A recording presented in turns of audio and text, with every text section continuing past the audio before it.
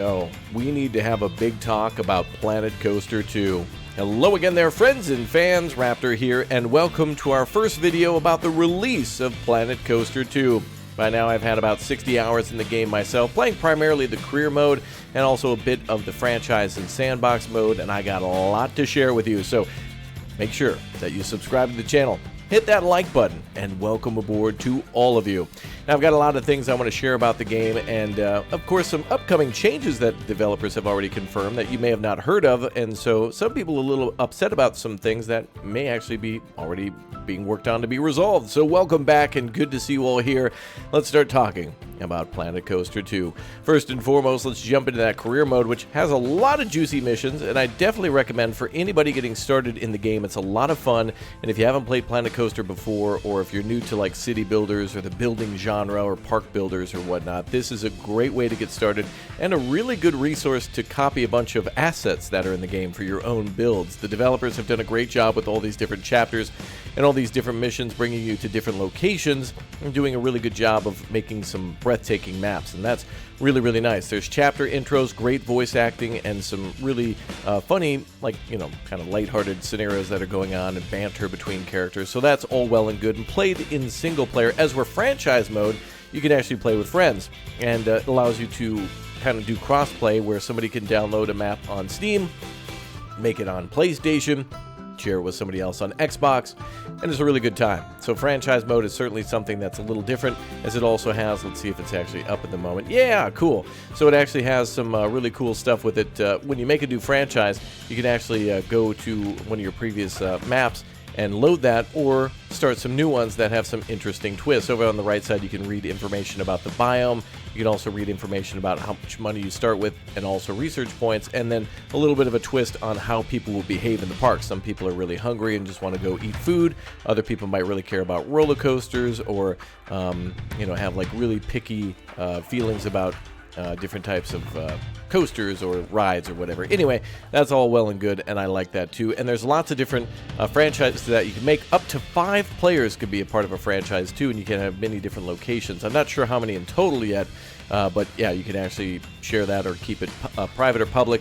You can also, of course, host that or join other people, and you can see all your requests here, and so people can join you with a friendly little code that you can copy and paste and share with them in a Discord or something. So that's cool. Now, sandbox mode is probably the biggest draw here for many people, and I think it's really well done. Now, a couple of things to share here. There are 4 biomes, and there's only 4 maps in the game, too, in terms of if you pick the tropical biome, it's only 1 map. I've only seen 1 map all the time. And in the career mode, there are some really good maps that the developer has made with mountains and islands and rivers and streams, but yet they're not shareable, and, you know, like they don't transfer, and that to me is unacceptable. There needs to be more maps in this game right away, because building in the blank canvas is always cool. That's totally fine, good to have, and really useful for building your own blueprints, but yeah, there should definitely be some more handcrafted or possibly randomized maps here, because you only get that really in the career mode. So if you load into the Taiga map or whatever, yeah, it's got some rivers here. Or if you load into the Mediterranean map, no, I'm just kidding with you, it's Mediterranean. I know, I'm just teasing. Relax. We're here to have a good time. Look, these maps are really beautiful, temperate and tropical maps too. This really reminds me of their previous game, Jurassic World Evolution 2, which they were working on in conjunction with Planet Zoo, and this developer has done so well with animals and animations of people and vehicles and machines that they're actually being recruited from Microsoft Flight Simulator as well to do animals in that game, so that way you can fly all around the world and take pictures of giraffes and elephants and stuff. So these folks know their stuff for sure. Now, there's also a creator for your avatar here, so if you wanted to make your own avatar, you can just totally randomize it. Or you can pick parameters such as like the shirt that they're wearing and the color of all that stuff. And yeah, you can make you or a friend or whatever you want. And this will be shown when you visit a friend's park. So if you got a lot of friends that you have on Steam and you're both playing, maybe your friend or you will show up at their park or whatever. And they can click on you and read more stats. And then also it's very helpful to see your friends on the map too. And I think you might be able to click on them perhaps and see what they're up to, what they're doing in the game, or maybe some of their previous work. So that's very cool. So career mode, really good. Unfortunately, the maps need to be able to transfer over to the sandbox mode or the franchise mode, and we'll talk about some other things here. So let's jump into a save and pick it up where we left off if you've been watching the streams. Let's go. Let's take a look at some of the maps and what the game has to offer. It's really pretty. A lot of people are saying that this looks like the first game, and honestly, I don't really think that Planet Coaster 2 really needed an upgrade at all. I really liked how Planet Coaster 1 looked, and even more with Planet Zoo, and then Planet Coaster 2, of course, giving us many more different scenes and things to play with. This is a scenario that's, I believe, in the third chapter, and it's got a divided map here. This is a custom-built coaster by me, and as you can see, a lot of things are still work in progress, but there's been a lot of great progress here on a pool, and that is the new draw to this game. Tons of people coming on into the pool, quite a few people swimming. We've got ourselves flumes and body flumes as well, some of them where they go down on a mat or in a tube, and here are a couple of custom tubes that I made as well, with people going down all sorts of different slides, and it's cool. The blue slide, the green slide, everybody slipping and sliding and having a good time. Now, previously, when I was playing this game, I noticed that my people are only taking the green slide, but I just saw someone go down the blue and the red, and so the way it seems to work so far in the game is that one attendant can be up at the platform, and then you can have multiple flumes going off of it. I wasn't sure exactly how that worked, and people who were watching were pointing out that only people were going down the green slide and not the red or the blue, but it looks like that seems to be changed as everybody's taking every slide now. It was one of my complaints before where I wasn't sure if the platform system was making it so that way people could only go down one flume, but they can go down multiple. So that's very, very nice. So another great thing about this game, too, is the open plazas. These are huge areas that you can build that aren't necessarily paths anymore, but massive walking areas for everybody to kind of pass through and go to different parts of the park in a massive, look at the sea of humanity. It's really wise to build these large plazas here in order for a lot of people to pass by, and then, of course, they can pass the shops and the bathrooms and stuff without really having to get stuck like they normally would. So that's a really good system. Still kind of happens, but, of course, there's a great path editor, and honestly, the pathing is incredible. There's a few little annoying things about it, but honestly, it's 10 steps forward and like 1.5 steps backwards with how things work. So it's really, really well done. Now, the developers have confirmed that some of the things coming to the game in the future are essentially the ability to put down blueprints that won't be decorated. There's a lot of great rides in this game, and I'm sure you've seen some videos on everything that's in the game, but a lot of these things are tracked rides, and a lot of these things are flat rides. Those are the two major ones that you can get that are like roller coasters or, for example, themed rides like the Viking Skybeam. You click on that, and it'll be pre-decorated, and you can kind of see what it can do. And in the future, there'll be more pre-made coasters from the development team that you can then decorate with these themes. So this is the Viking theme here on this ride that you see in red. But then there's also this like resort theme here for all these buildings with thatch. They kind of remind me of like the Africa theme from Planet Zoo. But there's also a mythology pack, and I think also a the Viking one, as I'd mentioned, and then another one by the name of just the standard Planet Coaster, which is kind of more of a clean, modern look like this over here. And then there's another one as well for, I think, Aquatic, which is kind of like underwater. Think of a little bit SpongeBob, but kind of a little bit more like Sea Lab, like everything's made of metal, a little SpongeBob-y, if you will. So, yeah, lots of great themes that can all be mixed up, and it'll be good to decorate all those other coasters. Now, coaster building in this game has never been easier. It's very, very smooth. Like, there's a smoothing option to make the track smoother, but honestly, in about an hour through trial and error, I built this coaster for the first time and ended up with something that was really cool. Now, you can ride all the rides in this game, so if you'd like to, yep, you can ride every single coaster that there is, every single flat ride that there is, and you can see what the test results are afterwards, too, if you click on the testing here, and excitement will go up, and other things as you decorate the queue. Scenery is everything in this game, and stars are now tied towards these things here, which you can read all about on the menus. So attraction, prestige, scenery rating, unique attractions, and park reputation are all kind of broken down by things that you can see here. If I build one more attraction, for example, it'll boost my stars up. So everything kind of has their own 5-star rating that will then rate your overall park. Now, we've been doing things differently in this map because it's not necessarily sandbox. It's a mission-based map, all wanting me to build in that small space. So highly recommend building in a small space and keeping things nice and tight. You want people in lines at all times in order to make money. And that's really cool. So the pools you can actually travel under too. You can kind of go under the pools a little bit. I have been able to, I guess I can't now, but I've been able to kind of like peek underwater. There you go, and you can kind of see everybody's legs kicking and swimming around the pool. Kind of nice. Same with over here at the oasis. You can see under the water a little bit more, and it's really pretty. I mean, they've done a great job of detailing even underwater stuff. These are rocks that you can place underwater, but it's just cool that you can see that. And there are a lot of different rides in this game. I mean, I'm really impressed. The flumes are great. Many different types of flumes here.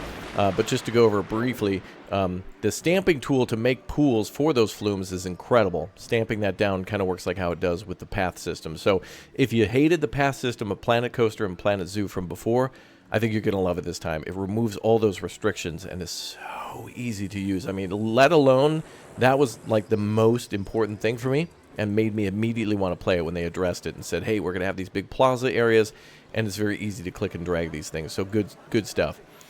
A lot of tracked rides in the game, and they're generated through research, which will unlock via the campaign mode through the whole campaign, or will unlock in your sandbox mode or your franchise mode, but you can turn that on and off if you want to as you're playing, and or research things through time. So there's a lot of things to unlock. You can see what they are here, like for example the steamboat or the steam railroad train. So cool stuff to be able to unlock and build in your park, and makes you even more money.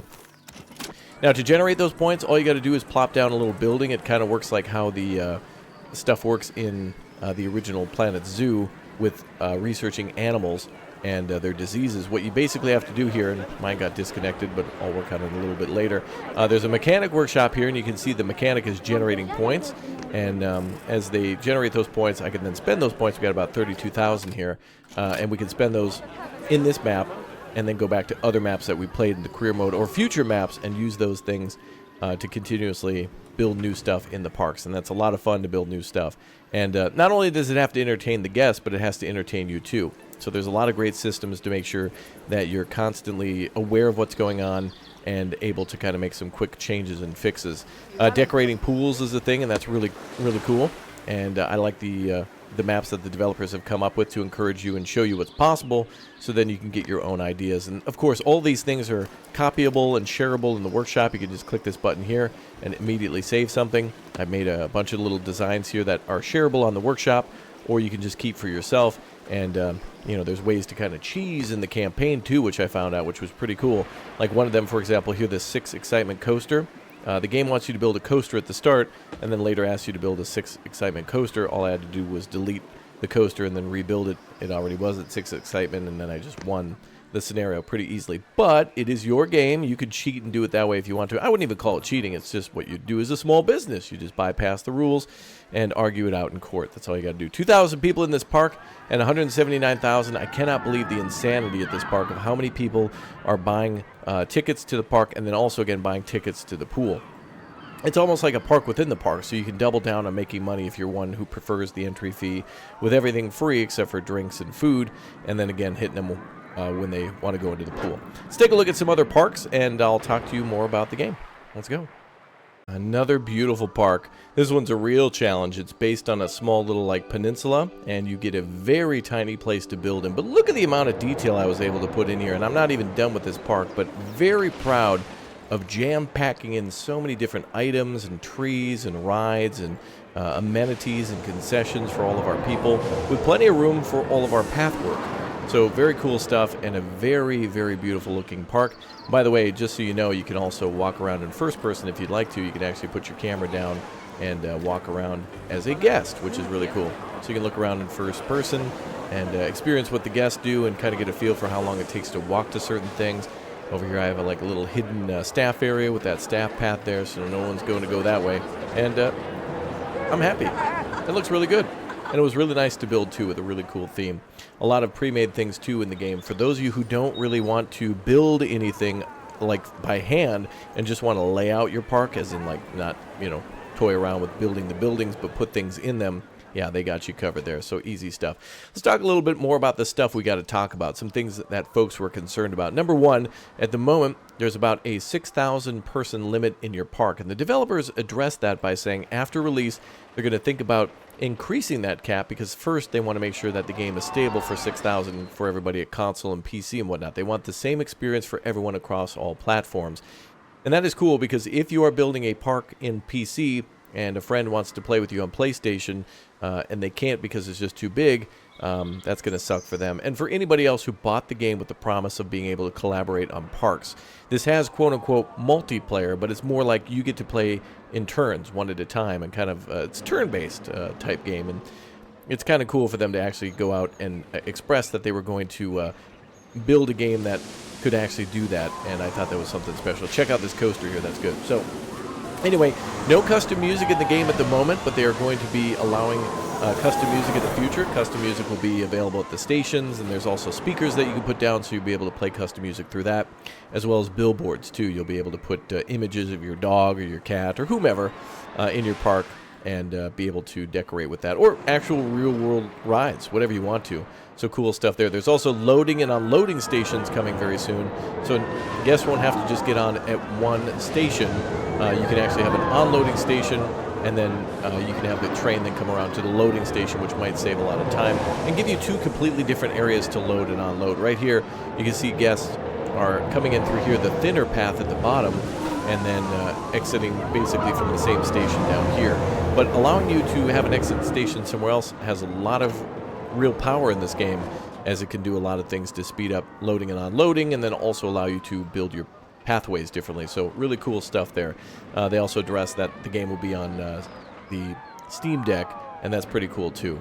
So I'm really happy to hear that they're working on a lot of those things, and Workshop support is also included across platforms too. It doesn't have Steam Workshop from what I could see, but it also has a Workshop that can be shared across consoles and PC. So very cool. I cannot believe the amount of rides in this game as well. I know many people put down all sorts of different videos on what kind of rides are available, but one of my favorites so far is probably, and we'll go take a look at this, I'm very proud of my creations. This isn't just a, hey, you should probably think about maybe getting this game because it's pretty cool, I guess. But it's also a, hey, check out what I built, because I'm really proud. It gave me that feeling of being proud, and that's cool. We got ourselves antique power cars if you got the pre-order bonus, as well as the cube, too, and a couple other things for watching drops, getting drops via Twitch, that kind of thing. So here is your, where is that transport ride? There we are, the cable car, which is great, very expensive to build, and actually had some glitches during the early access period for creators. They were forthright and honest about that, having a little bit of a problem where people would get stuck at the station no matter what you did, even if you set it up right. So, yeah, but very cool. But here's my biggest complaint, right? This is a pretty map, really cool. The skybox all around it showing a gorgeous river bend, and yet you can't get this in Sandbox. Sure, you could probably create like a little river and then force yourself out onto a little island or peninsula, but why can't we get this skybox? Why can't we get these maps in the main game? Now, to be honest, they did this before Frontier with games like Jurassic World Evolution. Some of the career maps that were really beautiful, like there was an autumn one, I think in, I don't know, Pennsylvania or whatnot, with the trees changing colors, was only available in the campaign, and then later they added it to the build mode, the free build mode, like the Sandbox or whatever they may call it. So I hope to see that in the future here. It seems like it'd be a rather easy fix for the developers to do, and I think it would only add more variety to people who just want to build within their park and not put too much time into building a map. Now, I hope maps will be a part of the workshop, but I'm not exactly sure at the moment. But regardless, I mean, this is really cool. It runs really, really well. I haven't had too many problems with optimization. I think I'm running a little bit more on the higher end, but bopped some things down a little bit just to see everything with as best frames as I could. And I'm really happy with what I built. Like, it is a game of real satisfaction. You got to dump a crazy amount of time into it, but that's what you get with these creation games. Let's go take a look at another park, and we'll talk a little bit more about Planet Coaster 2. Let's go. Hop in. So let's talk about load times. Load times in this game are pretty darn quick, and I'm really happy with how quickly you can switch between multiple parks and load into the campaign. Here's a map called, I think, Farmland Fiasco, where I've got a lot of these objectives done here, and they're pretty straightforward and very fun to be able to come back to. If you get bored of the campaign, go and play, or the career mode, go and play Sandbox for a while, go and play franchise mode for a while, then you can come on back and get some new ideas. I think the restrictions of the campaign, where they really want you to do very specific things, really makes me think outside the box and makes me a much better creator, because I can, well, I'm forced to make decisions that I normally wouldn't, and so now I can take those ideas to other parks. So a lot of things here were built by me, including this lovely little log flume. There's now new ways to basically get up a lot of rides. There's all these lifts now. There's the drop tracks that you saw in that previous map. So there's an incredibly high number of rides, including flat rides, and there's a lot of cool different ways for them to interact, and the wooden coasters are outstanding too, and there's a lot of versions of each of these things. So for those of you who love wood coasters, steel coasters, crazy coasters of any type, I mean, again, these are great. So these are all prefab designs that come in. Here are all the ones that the developers have made so far, with a couple that I've made too. And if you go to the Create Custom mode, again, you can see and sort them by chain lift and launched, alternative lift, suspended wooden wing, and water and special. And I mean, just look at the amount of wooden coasters. Now, keep in mind, I haven't unlocked everything in the game. Our points from that previous mission carry over, so we can continue to unlock all these things. And again, if you play the career mode, it's through the whole career. If you play franchises, for that whole franchise, and if you play sandbox, it's just for that particular park. So I like how they've done the research. I think it's still here, but not as tedious or annoying as it was. Now, speaking of tedious and annoying, the staff, man, another big complaint is that I can't figure out how to get the zoning to work. I feel like there's way too many steps, and I hope I misunderstood it. But the way I understand it is you basically paint the zone like you'd be painting a district in City Skylines, right? So you'd be able to basically paint a section on the map like what you see here, and then you would be able to dedicate janitors to it. But I think you could only do it one at a time. So if you wanted to assign 10 janitors to a task, you have to click 10 times, and you have to go through menus. So I'm sure they can fix that, and that's good feedback that I think they could, unbury in the menus, and that's not something that's set in stone. I think that's something they could easily fix and would be willing to listen to. Another thing I had to figure out via trial and error is that the game actually has power units now. You might be familiar with this from Planet Zoo, and now it's in Planet Coaster. You have power generators, power distributors, and water pumps and filters now. Now, the water pumps, the water filters, and the power generators all need to be connected to a path. Anything with this little red button here with this yellow box, these all need maintenance performed by personnel, otherwise they'll break down. As were these things, this power distributor, this actually doesn't need to be repaired and can be hidden anywhere, at least at the moment. All of these large yellow areas need to be then connected to the operations booth at something like, for example, the cable car, and then that will actually make it work. And then it kind of is the same for the pools and stuff too. It just needs to touch a little bit of the water, but it does need to touch the opening section of a flume in order to function too. So yeah, that's kind of an interesting thing that they've added in that I thought would be more tedious than it is, but it is not. So that's good to see.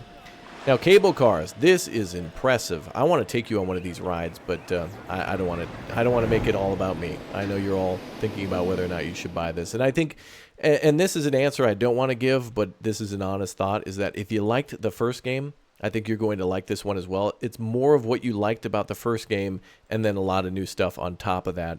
But if you're hesitant about it and want more features, then definitely wait too. And get it on a sale. And the first game by no means is bad or obsolete, because this game is really good too. It's like they made a first game and then they made a second game that improved upon that, but it doesn't make the original game feel any lesser for that, except for the pathing system, which is whew.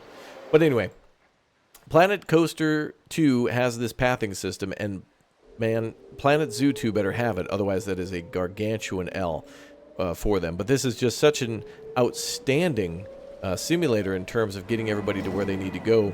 It's really, really fun. It is pretty easy to make money in this game too, but there are difficulty settings on money, and there, again, is a crazy amount of ways to tweak things. And one of the things that I've really liked about this game so far, and I'll show you this in a bit, is you can build coasters all through the trees without like having to delete them, which is really nice. You could delete them later and focus on building the coaster first. So if this was all of a solid forest, you could build your coaster and then go through and delete all those trees, and that saves you so much time. Wanted to show you these settings here then under one of these options here, whatever it may be, is a really good one. Scenery collision. This is so helpful. This is like having the Move It mod on, where it kind of removes some of those annoying things where it tells you, well, you can't build here, but you can build there. You just got to make it look realistic. And if it doesn't, it's kind of all on you. So let's go to one last map here and have some final thoughts about Planet Coaster 2, the future of the game, and then I'd like to ask you all some questions, and I definitely hope that you all respond, because I'm curious too as to what your thoughts on certain things of the game are, and what you might not like, and what you might want to be changed. Another career park and another beautiful, beautiful day. Yeah, there's a day-night cycle in the game, too, that a lot of people were happy about, that it works a little differently than the original game. But this map, again, is one from career mode, and they've got to implement that whole thing of sharing those different maps in Sandbox. It would be really cool.